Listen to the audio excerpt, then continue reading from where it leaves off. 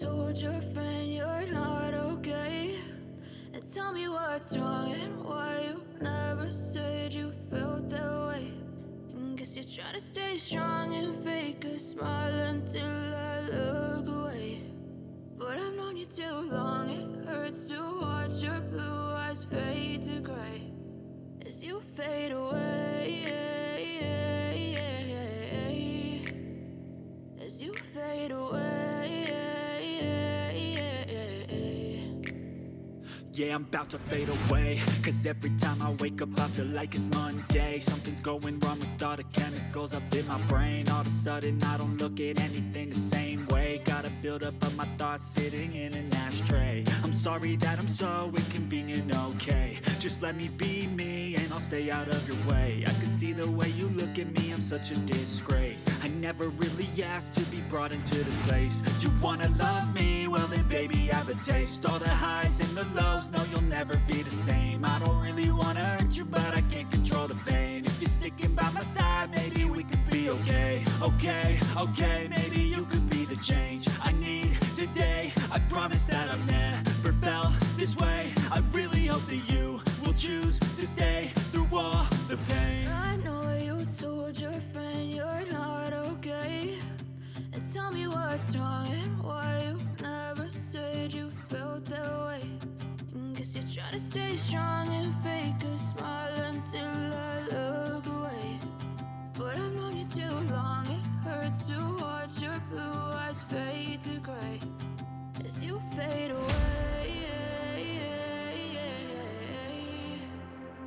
As you fade away. As you fade away.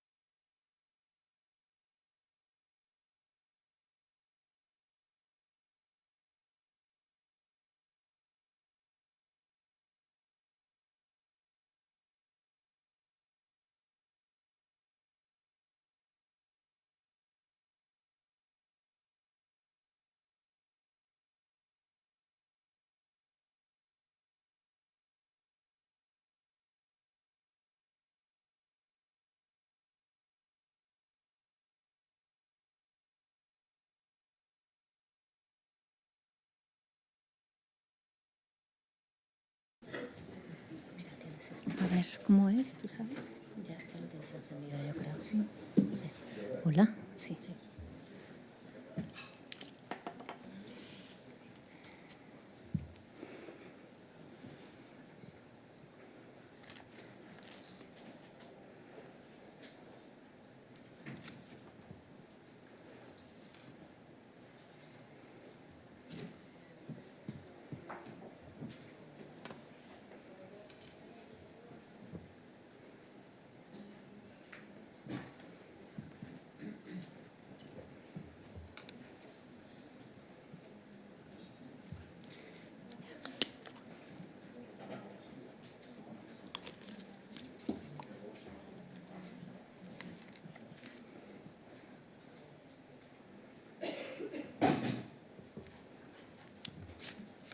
Buenas tardes a todos. So, good afternoon, everyone, and welcome to this panel about the landscape in the energy sector effects on the region, organized by BME within the Latibex Forum 2022. In this roundtable, we have 3 companies that are pioneers in the international renewable energy market. Meritxell Pérez de Castro-Acuña, Investor Relations Global Director of Soltec. On my left, María Gismero, Head of Sustainability of Grenergy Renovables. And last but not least, Mr. Leonardo Pimenta Gadelha, Executive Director of Finance and Investor Relations of Neoenergía. Welcome, all of you, and thank you for being here. I'm going to ask the first question for the 3 of you. For an investor looking for an impact on his or her investments, what would you emphasize about your companies in the development of this sector? Thank you very much for your kind introduction and to the BME for the invitation. It's a pleasure to be with María and Leonardo at a moment where it is extremely important for the renewable market. I think that Soltec model is a unique model. I know that we are all going to say that our model is the best and it's unique, but we have 3 lines of activity that are different. One first line devoted to the industrial business. We are the 3rd manufacturer at worldwide level of solar tracker, which are devices that turn from east to west, optimizing the performance, and a tracker can capture between 15 to 25% more than a fixed installation. We are the 3rd manufacturer, and we have a track record of 14.4 gigawatts. We have a division for PV project development. We develop projects from scratch until RTB or COB. How? We have more than 85 people that are located all over the world looking for the best projects to develop. We have 13.7 gigawatts of projects under development in 8 different countries: Spain, Italy, Romania, Denmark, Brazil, Mexico, and the US, and Colombia as well. It is a division that, when we went public a few years ago, represented a very small percentage of the company. We had at least around 6 gigawatts. Now we have more than double. We are present in 8 countries, and we've been able to evolve and develop those projects further, and now we are much more advanced. And thirdly, we have started this year a 3rd division about project management. So once a project has been developed and they are ready to build RTB, we can sell them to a 3rd party, as we have done with Achea and Akea Capital and with Total in the case of Spain, or we can retain part of them for their management, building and management at an internal level. Those 3 divisions make up Soltec Power Holdings. If I had to define the company with 3 words, I would say that is a vertical integration. For that reason, we are present all over the chain. Sustainability, because as Maria is going to advocate, it is quite relevant for our sector. It is not the same to be sustainable to be renewable. We are renewable and sustainable, and that's at our core. of our strategy, and innovation, because we are developing and evolving very quickly, and it is very important so that we are able to innovate at the industrial level to adapt our trackers to the situation in the market, but also that we continue to develop as well as the rest of the sector in this energy transition to capture the technological development that we are going to see in the next few years. Maria, what do you contribute? Well, I would highlight from our company, in order to define ourselves as a company and for you to be very clear about our business model, our competitive advantages, and so on. We are a company that develops, builds, and maintains renewable energy projects. We are vertically integrated as well. We do not build projects for third parties, but we do for ourselves. And that's something which is very important for us, because it is the only way to make sure that you have a minimum capex and a minimum opex. When you develop your projects from scratch, you are the EPCist of your own projects, and then you operate and maintain them. That's a competitive advantage that we consider extremely important for us.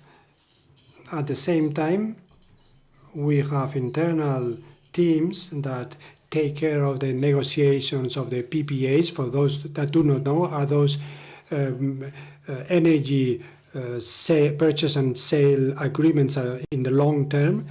Those negotiations are developed with an internal team that is very specialized. Structural funding is done also in-house, and we have a very senior team when we decide to sell assets. That vertical integration is one of the main features, but also diversification. We are a company that is very much diversified geographically. We are present in 3 platforms: Europe, US, and LATAM. We believe that that is the best way to mitigate risks associated to regulation and to countries.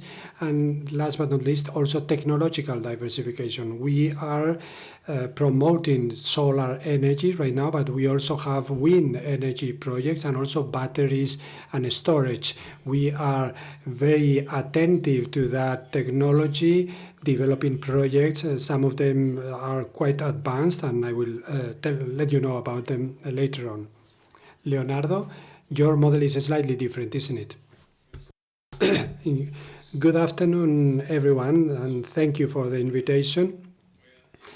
The last time I was here, I delivered my presentation in English. Today I'm going to do it in Spanish. I apologize for my mixture of Spanish and Portuguese. Neoenergía is part of the Iberdrola group in Brazil. We are a big player. We are an integrated company. Our main assets are in distribution, and we have 15 million customers for distribution. We are the biggest player in distribution. We also have and this represents a population of 35 million people, 15 million customers. We have assets for transmission as well, also in operations, and some part in construction. And in renewables, which is one of the main paths of growth for Neoenergía, we have a capacity of 4.7 gigawatts of generation that includes hydro generation, wind, and solar as well. The principles of ESG are part of our DNA, as well as part of Iberdrola's DNA, and we have a parent company that is cleaner than the parent in Brazil. And 90% of our generation is renewable, comes from renewable sources, and we have a pipeline of assets which is huge in wind and offshore, 5 giga in wind and solar onshore, and 9 gigas in offshore wind offshore energy. So those are the main differentiating factors of Neoenergía, that it is an integrated model with growth in the 3 paths: organic growth in distribution, because every year we increase the number of customers by 300,000, more connections. We are connecting more people to the basic grid. In transmission with more assets and construction, and in renewables with the pipeline that we have, which at this point in time is huge to develop renewable projects. In 2022, we are witnessing political events that are accelerating energy transition, like the war in Ukraine, and they are giving more importance to energy certainty. There have been important political agreements like Repower in Europe and Inflation Reduction Act in the US, plans that are accompanied by a huge investment in terms of goals for energy efficiency, climate change, and so on. The COP27 took place. The European Union raised the bar from 55 to 57% of emission reduction for 2030. So my second question would be, as companies devoted to generation and storage of sustainable energy, to what extent you think are those goals attainable, and what could they mean for the quest for the countries and the regions in terms of growth and so on? I believe that the sector is going through a very exciting moment and very dynamic as well. I've seen a relevant change, not just after the pandemic, but also after the impact of the war in Europe and the geopolitical situation that we have right now.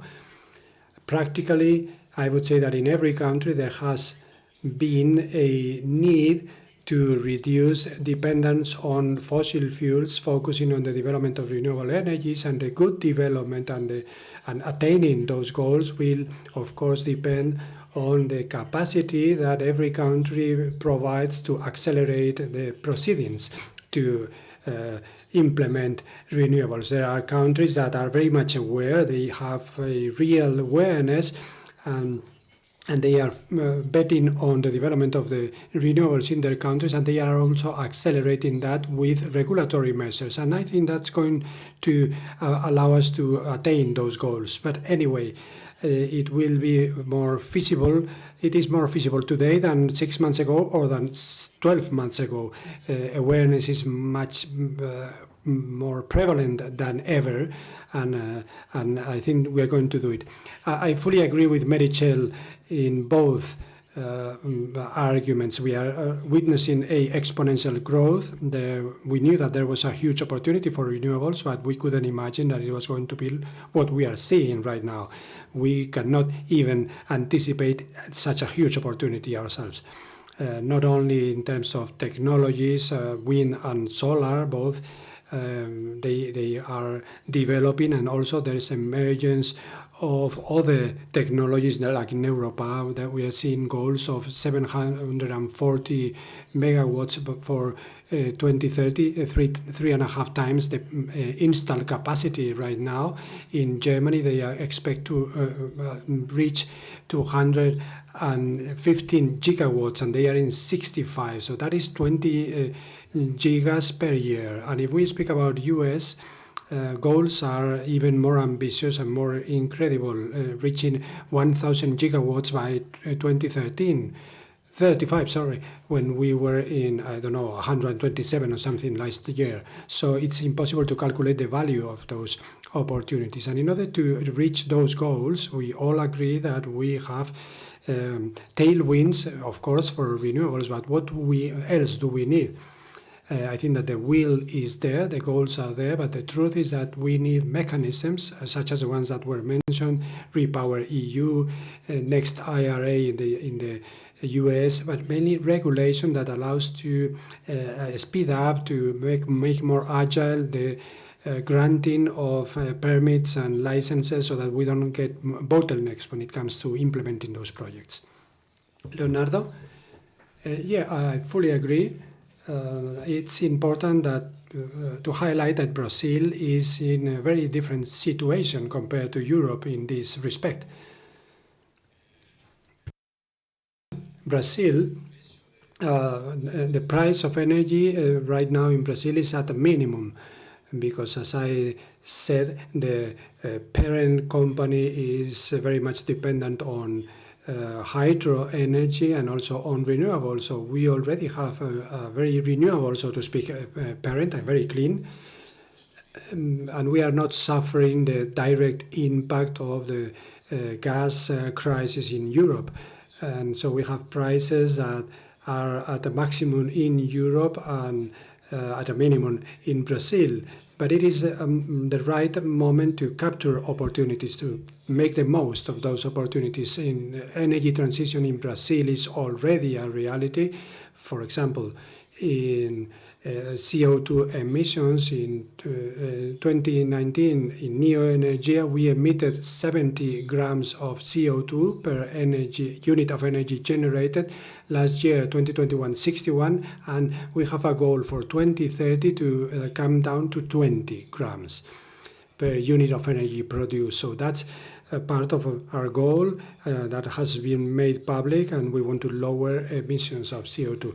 In terms of capturing opportunities, something that is now very controversial in Brazil is green hydrogen. And that is very at an inception phase, but there is a huge power. It is just starting. There is a huge internal demand for fertilizers in Brazil. We are among the 3 main consumers of fertilizers, and also demand for export green hydrogen. And that, I think, is going to create a new demand for the sources of energy that are renewable, like wind or even offshore wind energy. So Brazil is in a different position, more positive, but it is important to capture those opportunities as soon as possible, and we have to work on that. Very illustrative. In this regulatory context that you are describing, and having seen the need for electrification that almost every sector has, that suggests that the prospects for investment in that sector is going to be huge. What are your expectations for investment in the short, mid, and long term? We have just published the results for the first 9 months of the year, and we've seen a change in the trend in the industrial division. There has been an inflection point, a turning point. We have reinforced margins, and EBITDA is growing again. So that's positive. That has led us to confirm our guidance for the end of the year. Income would be 450 or 550 million for the year, and between 2 and 3% of EBITDA. And for PV, we expect an EBITDA between 7 and 11 million euros. So we are at the moment where we see that turning point that I was mentioning in the 2 reinforced divisions, and we believe that the results, in the light of what the events that we have seen and the first 9 months of the year, we are going to comply with that guidance. For 2025, we've published our strategic plan in a capital markets day, and we expect, thanks to the contribution of the 3 divisions, industrial, project development for PV, and asset management, we expect to reach revenue by the end of 2025 between 780 and 840 million euros, and EBITDA between 100 and 120 million euros, consolidated terms. Can you tell us about your expectations? Yes, of course. We also announced our goals for 2025 recently. Our goals are we are right now at 1.4 gigawatts of projects in operation or under construction. Our goal is to reach 2025 with 5 gigawatts, more or less. So 45% Europe, 45 LATAM, and 10% in the US, more or less. And we will continue with our PPA strategy. We believe that these type of public-private agreements guarantee a price for energy in the long term. We need some exposure, of course, to the market, perhaps 65 or 75% covered by PPAs and the rest exposed to the market. We are going to continue with that strategy. We will build from 2023 onwards 1 gigawatt per year in order to reach that goal. And then we've published also a goal for batteries. We are at around 1 gigawatts and for 2025 for this new technology. And investment and growth for you. In Brazil, the majority of companies do not have any formal guidance. But in terms of expectations for this year, we have a very powerful result. Up until the third quarter, we are growing in EBITDA by 30% compared to the same period of the previous year. Vis-a-vis, or the expectation is to continue growing in those three areas that we have. Distribution, we have an organic growth, which is very powerful. We have 5 distributors. We have a capex plan of around 5 billion per year. So 2/3 of that capex is just expansion of the grid. So we are connecting more and more people to the grid, more customers, more assets, also at the remuneration basis. And we continue to build transmission lines that will aggregate more EBITDA, more result. And in renewables, we have a pipeline, and we are just waiting for the right moment to start developing those projects. And so in the short term, growth is going to come from those 3 lines of business. But in the long term, as opportunities for growth, I would say, again, green hydrogen, which is a huge path of growth for Brazil, and then offshore wind energy with a huge potential. That in Brazil, we believe that in the long run, we will develop that type of project because we have lots of natural resources in terms of space, of wind, quality of wind, and also solar, sun. Thinking about offshore wind energy is not profitable right now, but it will be in the long term. Okay, in line with your answers, this prospect for growth that you see for the next few years, I think that in some of the listings or the prices, the share prices is not reflected really. What do you think about that? Well, it is an opportunity to buy, of course, that's for sure, but it is true that it is the behavior of the market, and I think that recently we've seen a huge volatility. We started at 4.80 euros per share. We are now at 4.5 euros. I'm not an analyst, a financial analyst, but I see an opportunity to buy.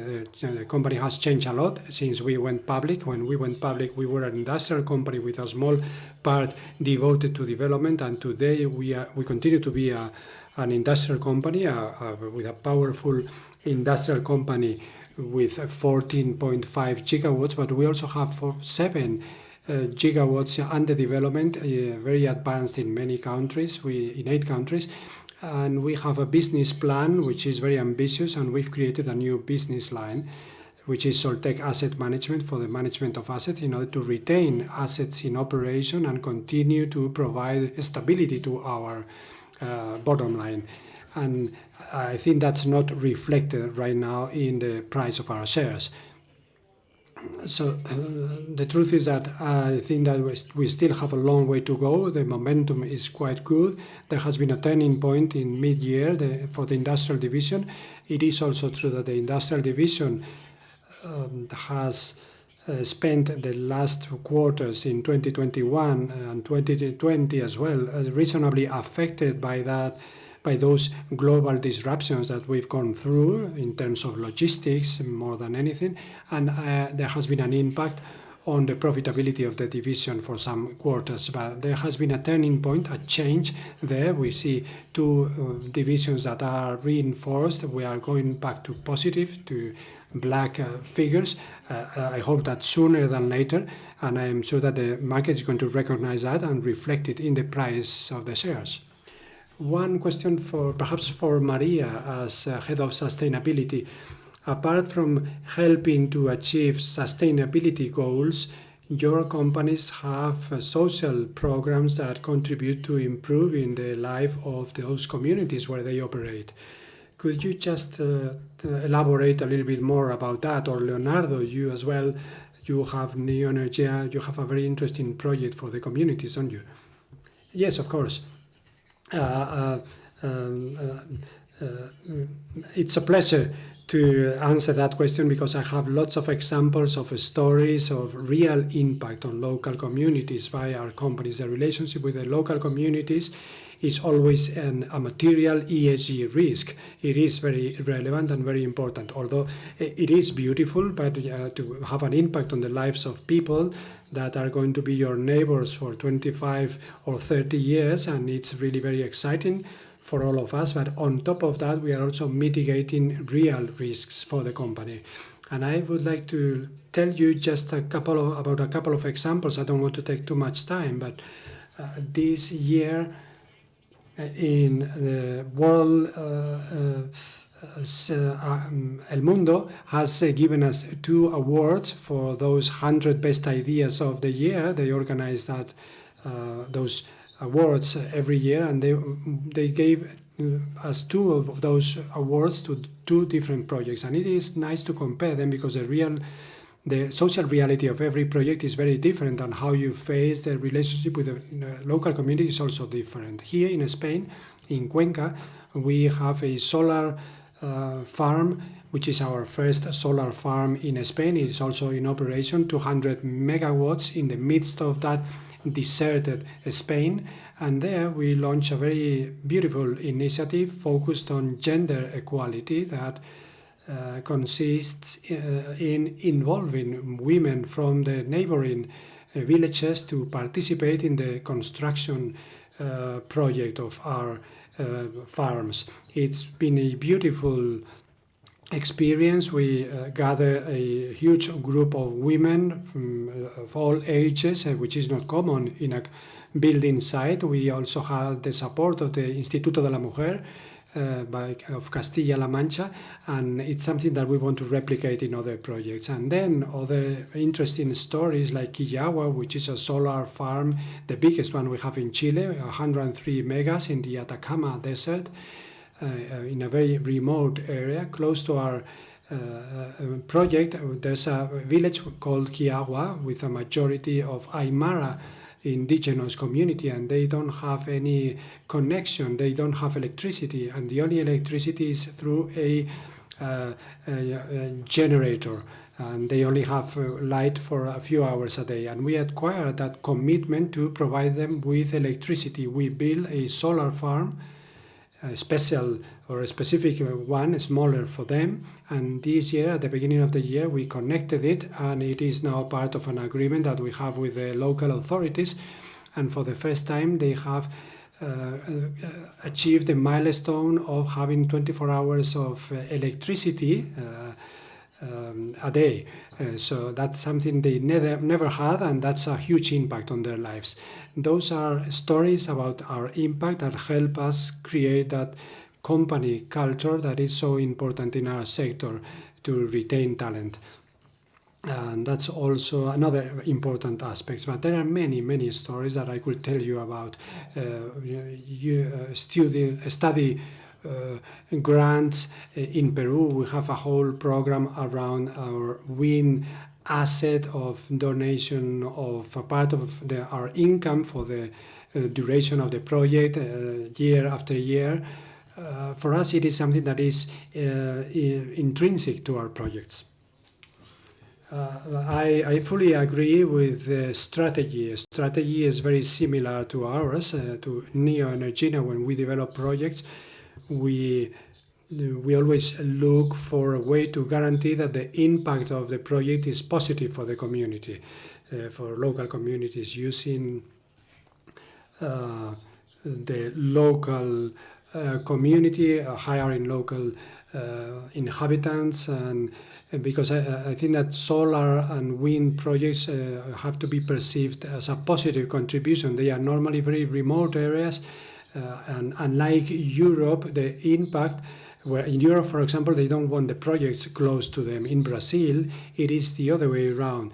It is a sign of more investment, of employment, creation of jobs, but of course we have to guarantee that the development is the right one and that we contribute positively. And I would like to discuss one specific initiative that we have for distribution, and that was had very positive repercussions for the local community. We have training schools for electric engineers to prepare them, and 2 years ago we created a school 100% for women to train electric engineers, female electric engineers, and it's been a success because there's a huge demand of women in the concession areas. Many are electric engineers that are already working and they just want to get certified, and it is creating a very positive impact in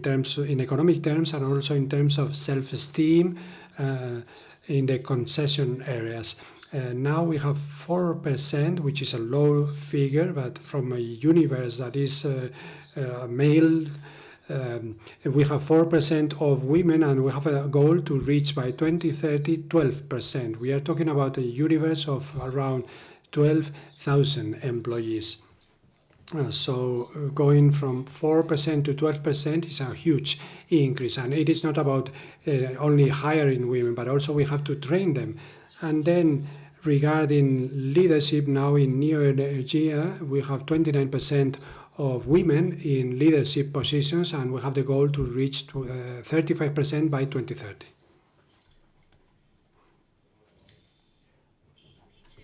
Okay, Meritxell, solar energy. It is the cheapest source of energy in many countries due to technological developments. What do you expect for the next few years? What disruptions may come in the different market niches? And how do you expect that to affect the cost of energy generation, mainly for renewables? Of course, there are going to be many changes in the next few years. On the one hand, my colleagues were talking about green hydrogen. Green hydrogen is something that is just around the corner. It's going to be there. The figures don't add up yet, at least not for us. But I think it's in a very similar situation to the one we had for PV energy 20 years ago. But this is going very fast. So we are already working with different companies in a consortium to assess use cases and to start trials, because it's developing very fast, and it will have lots of applications for ground transportation, maritime transportation, and also for PV energy, and also for panels. Panels are also developing, and they will continue to develop. We have new technology, panels that allow light to go through, and that will allow for the development of the agri-PV plants. We don't want to damage the environment and the biodiversity of the soil, but we also want to contribute to the regeneration of the fauna and flora through agri-PV, for example.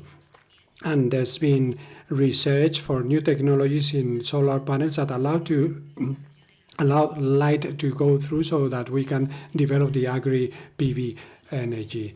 In terms of solar trackers, we will see, and there's research about that, more flexible structures, lighter structures that have installations that allow simpler installation, and we are going to see lots of new things, new developments from technologically wise, that will allow to take steps and to make progress in the development of PV plants. María? Yes, I would like to highlight batteries as one element which is absolutely transformative of our business. So that's why we are emphasizing them and focusing so much on them because we want to support and to allow the penetration of renewables in the market to give a response to that difference in price in sun hours vis-a-vis night hours, and also because we want to give the possibility to sign PPAs thanks to that incorporation of batteries in the long term. That's a strategy for risk mitigation in the end. So without any doubt, the technological leap will be hand in hand with the development of batteries. That is a key factor for the success of our business. In Brazil, I believe that we are of course paying attention to capex, the supply plus the scarcity of commodities and raw materials. I believe that the expectation is to reduce capex, for example, in solar energy, both in terms of commodities and also in terms of the diversification of suppliers, of manufacturers, because in solar we depend very much on China, and we want to change that. So we have a huge potential with the characteristics of the country, even for local manufacturers. We have an expectation to reduce cost, and today to develop projects both in solar and wind energy. We have some challenges to face because, as we said at the beginning, the price of energy in Brazil is quite low, so our capex is slightly higher as a consequence of commodities, and then the price of energy is not so high that we can compensate that. But that's something that is cyclical, so just in a short some time down the line we will have higher prices, but it is focusing on capex, but with more manufacturers and with local manufacturers in particular. So the trend is downwards, and we have a competitive advantage compared to other local players in Brazil, because being part of a group such as Iberdrola has a global contract with a manufacturer that is applicable to every country, and that provides us with a better starting situation. But anyway, capex is still high, and that has an impact on the profitability of new projects, but that's only temporary, I think, and I think that's will end soon. What countries do you think are more committed to energy transition? And on the contrary, where do you think there are more problems, more barriers to penetration in the market? I think that commitment is everywhere, or it is present almost in every country, except some exceptions. And something different is that the countries are promoting it with measures that really promote the development of renewables. Some countries are accelerating, like, for example, Italy. Italy has accelerated and has provided a much more agile process to develop renewables internally, shortening the processes and simplifying them. The US, again, with the IRA, as we have seen recently, and in the rest of the countries, and I'm talking about Europe, we need some visibility of that commitment in specific actions that allow us to accelerate processes, not just commitments, but also specific actions on the part of the governments to accelerate them. In the case of countries that are not doing it yet, I think that are those countries like Mexico, where politically there are some barriers. Presently, we have Mexico with this government. There seems to be a barrier for the development of renewables that I guess that will change whenever the current government is renewed. Because it is a country that is PV candidate and very good for the development of PV energy. María, what do you propose internationally? Well, as I said at the beginning, we see our presence as in those three platforms: LATAM, US, and Europe. And in Europe, we are focusing on Spain, on Italy, as Meritxell said, the UK as well, Poland, and also Germany. Those are the 5 countries where we are present and where we are focusing in Europe. And that represents 80% of the demand I was telling you about before in Europe.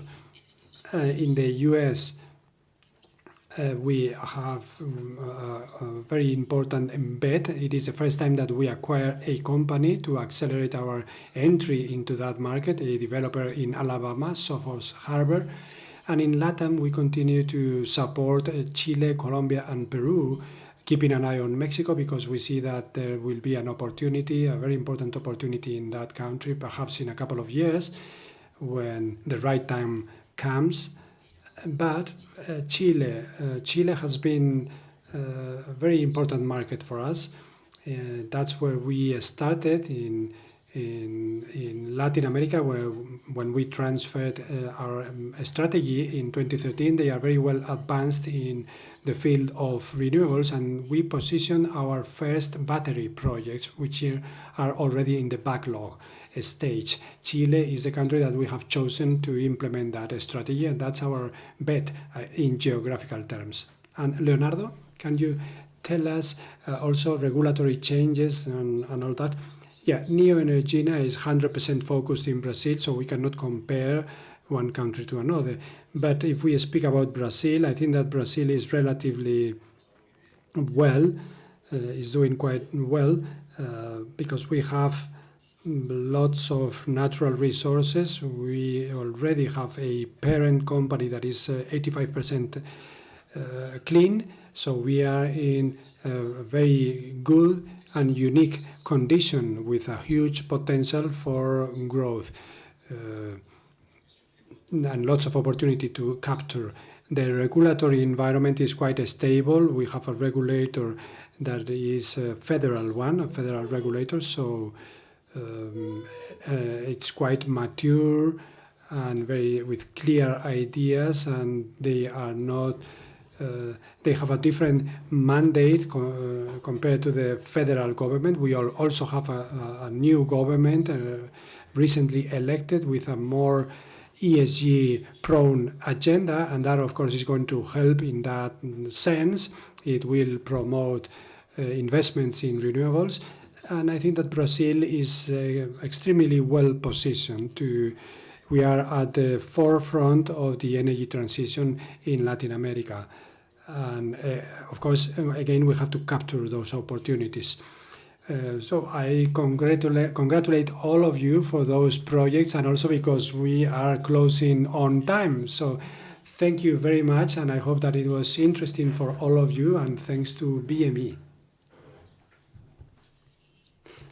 I don't know, sorry, I don't know if there are any questions from the audience.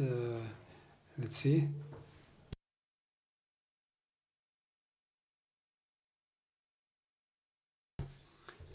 Sorry, they are not using the microphone.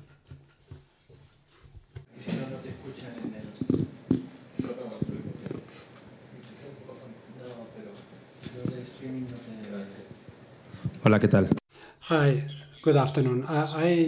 I come from Mexico, from the city of Mexico, and renewables, of course, for me it is a pleasure to be here and to be part of this panel, but there's a couple of them. Neoenergía is one of our suppliers, but my question is as follows, more focused on Mexico as such. At a certain period of time in my life, I was very much involved in the real estate sector, and looking at Brazil, there's a company that is called Omex. They were also present in Brazil. We were also present in Brazil. But talking about real estate agencies for the long term, according to what Meritxell said, that there may be a transition and there's a new opening up. What do you think about the possibility of establishing strategic alliances with the real estate developers, which are an essential part of the structure for growth of a country? And I tell you honestly, because I've gone through that, there are places in Mexico that are far away from the city, and that literally, speaking about that beautiful project you mentioned about those remote areas, and where energy could have a double effect, a double benefit, providing employment, jobs, and at the same time that energy which is so much needed and it is expensive. Do you see or have you envisioned any plan to look into the integration with those real estate developments that are really all over the country and for low income layers of society? It is very interesting because there are two funds for housing in Mexico that are going to provide homes for people, and if they could have renewable energy, they could have access to certain funds and to certain funding and grants. So have you analyzed that opportunity? What we are doing in Mexico right now is exploring opportunities. We have identified some opportunities, but I think it is perhaps too early because of the political situation of the country. Anyway, we are taking the steps to be well positioned so that when the time comes, we can start. We are not exploring alliances with anyone for the time being, but it is very interesting, your suggestion.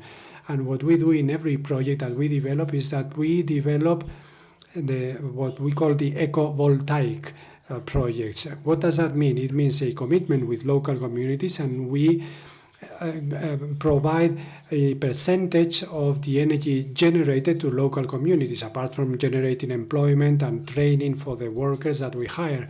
But we also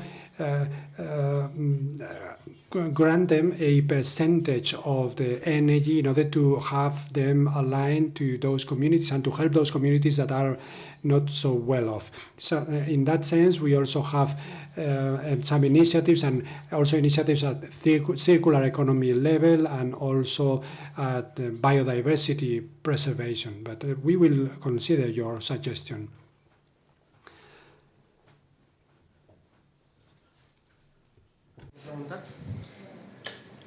Hola.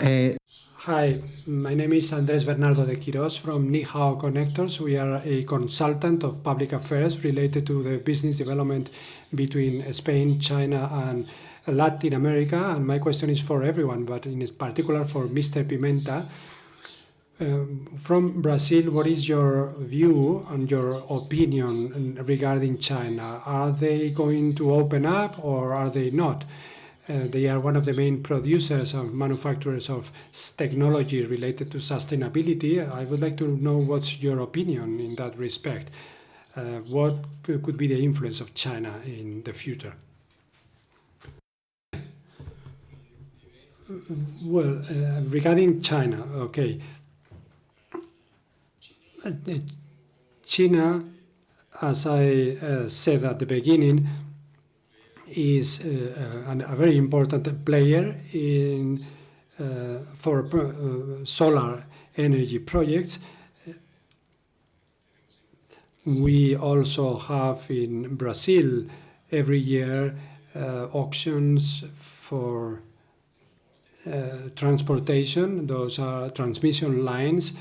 And for the next year, we will have a new type of auction or type of which are high tension lines, and Chinese are very competitive in this type of auctions, and they will probably be a part of them. I think that China will continue to be a very important player and also a strategic partner, either as a supplier or perhaps as a partner as such. And I think there's a huge potential for that. And Brazil is also a partner. They are both partners in many projects, and so I think that they are going to dig deeper into that collaboration, but not only for Brazil, also for many other countries. There's another question at the back. Pregunta, buenas tardes. Hi, good afternoon. I would like to ask about hydrogen. We hear a lot about possible applications and huge potential, but what is the time horizon, more or less? That's my main question. When? Do you dare? I think that a time horizon, you're talking about the timing for green hydrogen. As we said already, we have challenges in terms of profitability, but I think that the technology is developing very quickly. And in Brazil, we have a huge demand for fertilizers, and we also have a renewable source of energy that is necessary for both things. So we have the demand, we have the supply of green energy, so and we have the resources. So it is more a question of having the right technological development, and we are working with different states within the country, signing memorandums of understanding. But I think it is a reality. But at Neoenergía, we work with a horizon to have the first projects in 3 to 5 years. That's more or less our time horizon.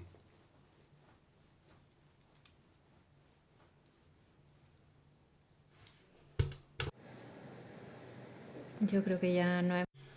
Okay, so I think there are no more questions, and we can close this session. Thank you very much to all the panelists, Leonardo, María, Meritxell, and have a nice afternoon. Thank you.